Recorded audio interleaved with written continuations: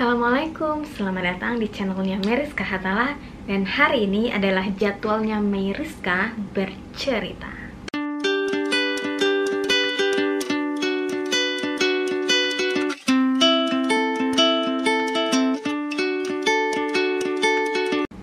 Alhamdulillah kita udah ada di hari ketiga bulan Ramadan dan besok hari keempat. Dan mudah-mudahan kita semua selalu sehat, bisa menjalankan ibadah di bulan Ramadan ini dengan lebih baik sampai akhirnya menuju hari kemenangan. Walaupun bulan Ramadan kali ini beda banget ya guys, gara-gara COVID-19. Semoga cepet berakhir, karena biasanya di awal-awal bulan puasa gini kita mulai nyusun jadwal untuk bisa buka puasa bareng sama teman-teman nih, dari teman-teman SD, teman SMP, SMA, teman kuliah, teman kerja, teman main, bahkan mungkin buka puasa bareng gebetan, atau gara-gara COVID-19 jadi mantan gebetan. Yang jelas ini semua gara-gara COVID. Makanya guys, kita berdoa semoga COVID-19 segera berakhir dan kita semakin menghargai waktu ketika bersama orang-orang yang tersayang. So, untuk malam ini aku akan bacain cerita hantu yang berasal dari kota Medan. Ceritanya seperti apa? Subscribe dulu channel aku, channelnya Meriska Hatala. Dan buat kalian yang udah subscribe, terima kasih banget. Tolonglah di-share lah ke teman-teman kalian supaya subscriber aku nambah, supaya channel aku bisa berkembang gitu. So, jadi kita mulai aja ceritanya.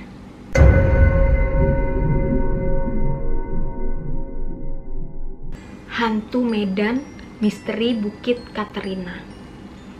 Bukit Katerina adalah nama sebuah bukit kecil di kawasan Kelurahan Seirenggas, Kecamatan Kisaran Barat, Kabupaten Asahan, Sumatera Utara. Lokasi ini tidak jauh dari Rumah Sakit Ibu Kartini dan berada di dalam areal HGU PT Bakri Sumatera Plantations BPS di tepi Sungai Silau.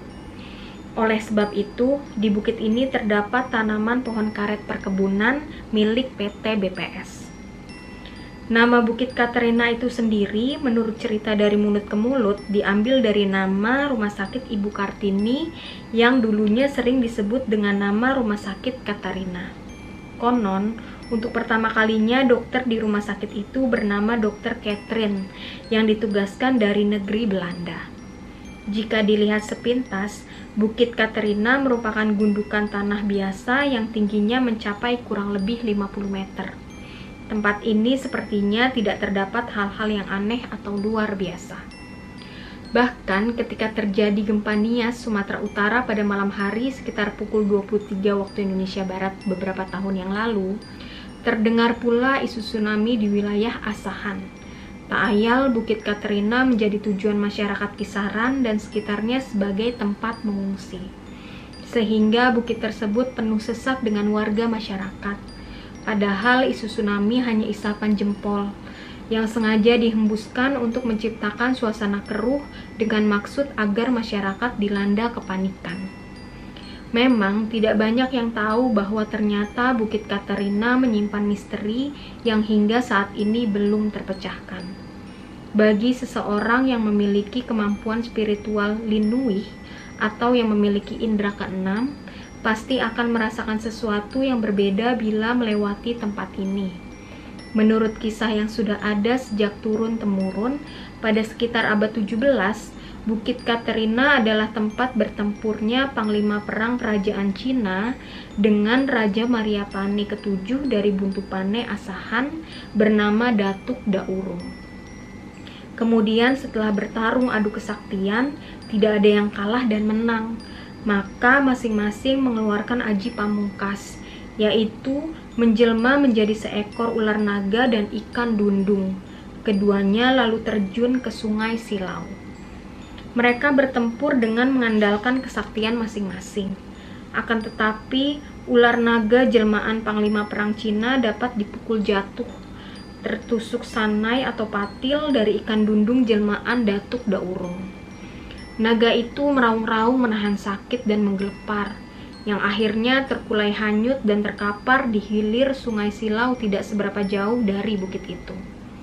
Setelah ratusan tahun kemudian, menurut cerita secara turun-temurun dan sudah menjadi semacam legenda di masyarakat, ular naga jelmaan panglima perang Cina siuman dari pingsannya yang cukup lama.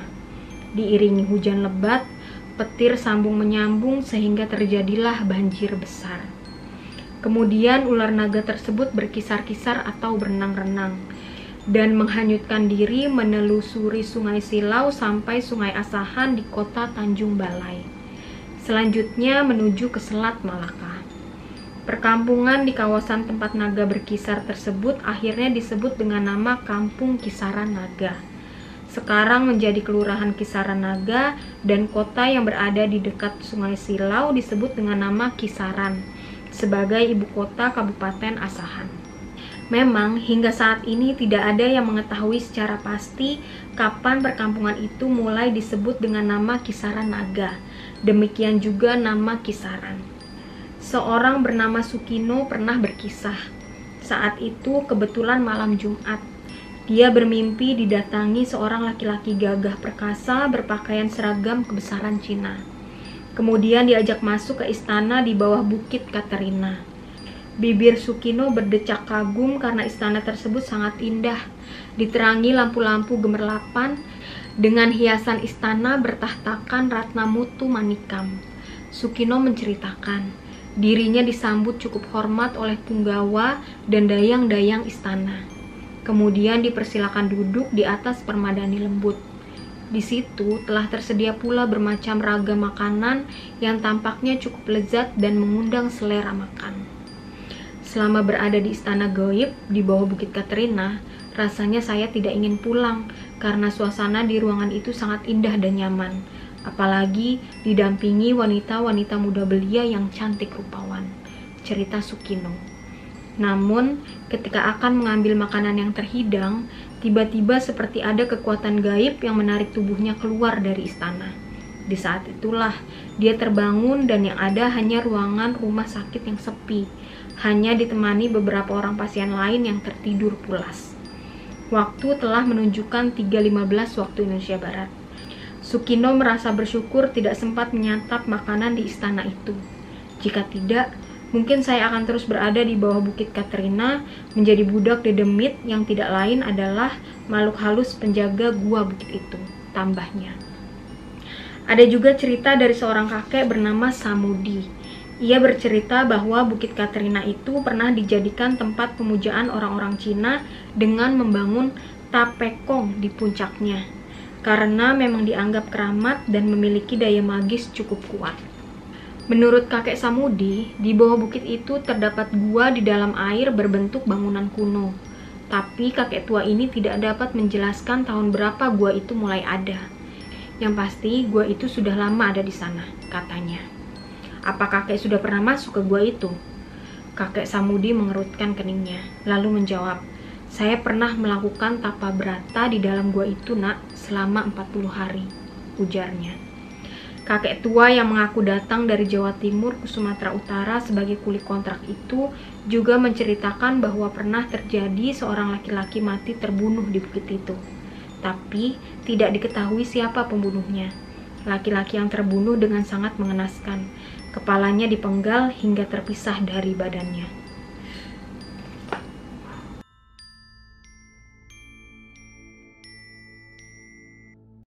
Bukit Katerina.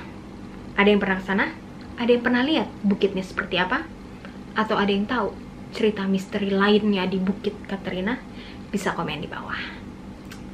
Jadi selesai sudah cerita malam ini dan makasih loh udah subscribe channel aku, udah nonton video aku, dan buat kalian yang belum subscribe, di subscribe lah channel aku gratis supaya nambah gitu subscriber aku. Terus di like video ini kalau kalian memang suka videonya, terus di share juga ke teman-teman kalian supaya kita semua bisa berbagi cerita, plus yang tadi itu nambahin subscriber aku gitu guys. Lalu nyalain juga belnya, jadi kalau aku upload cerita baru, kalian bisa langsung nonton dan mendengarkan aku bercerita.